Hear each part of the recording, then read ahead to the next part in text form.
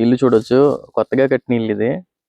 ఇది ఎక్కడంటే వేలేరుపాడు మండలంలోని ఒక మోదెల అనే గ్రామంలో ఉన్నాం ప్రస్తుతం. మనం ఒకసారి విజువల్స్ చూడొచ్చు. ఒక కొత్తగా కట్టిన ఇల్లు. ఏది అయితే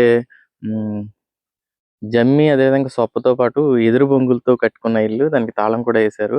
సాధారణంగా ఒక సామాన్యుడు లేదా మధ్యతరగతి వ్యక్తికి ఇల్లు కట్టుకోవడం కలగా చూస్తూ ఉంటాం.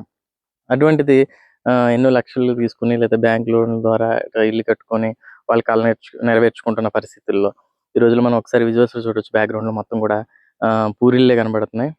ఇంకా 2027 సంవత్సరం నాటికి కూడా ఇటువంటి పరిస్థితుల్లో జీవనాధారం సాగిస్తున్నారు. అది కూడా ఎటో కాదు, మన ఏలూరు జిల్లాలోని సమీప బుట్టాయిగూడెం సమీప ప్రాంతంలోని గ్రామమే.